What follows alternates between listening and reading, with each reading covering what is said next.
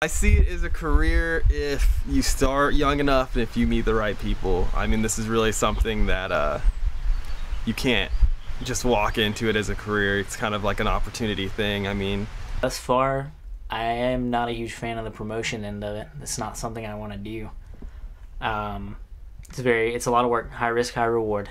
It would be fun to be a resident DJ somewhere, but it's not on my priority list. As far as careers go, DJing, for me, not so much. I just have too much other stuff going on in school at the same time, so the DJ is really just a hobby for now, but it is a lot of fun. Money-wise, I have not made anything from doing this. I've spent quite a bit, but I haven't gotten anything back really, so. The amount of money I've invested in comparison to the amount of money I've made, it eclipses. I've made money, but it's not much, and in comparison with what I've spent on gear, it's nothing. For me, it's more of a hobby than a career so much. I mean, yeah, I wish I could make a career out of it. If I can, hell yeah, I will. But I mean, it's not something I do so much to make money. I just do it because I love to do it. I made a lot more money as a promoter, obviously, but as a DJ, I mean, I've made anywhere from, you know, $50 on a small show up to $350 on a large one. It's a journey, and it becomes what it becomes ultimately. I mean, you can have what you want to happen, but ultimately what ends up happening is all really a matter of fate. During a show, it depends. It depends on what I'm doing.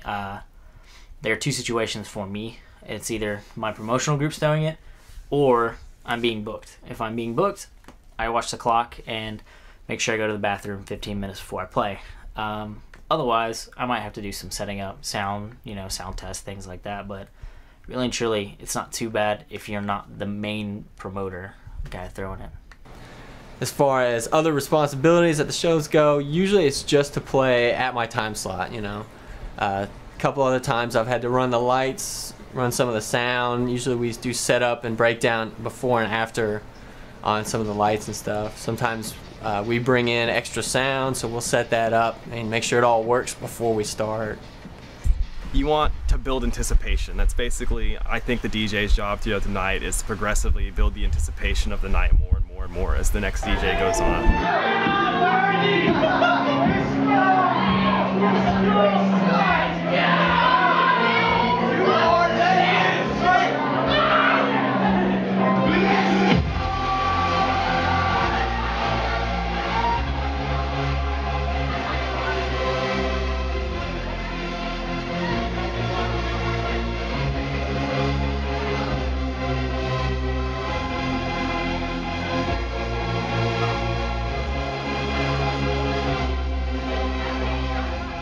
Lots of practice. I think a lot of people go out and say, yeah, I'm a DJ, I'm great at what I do, and that's wonderful. It's good that you love music, but really and truly, it's not like baseball where you'll miss a bunch but you'll hit the ball that one time. It takes a lot of work to learn how to do some of the deeper things like beat matching and stuff like that. So I think practice, and anyone with a musical ear can do it. It just takes a lot of work and a lot of failure.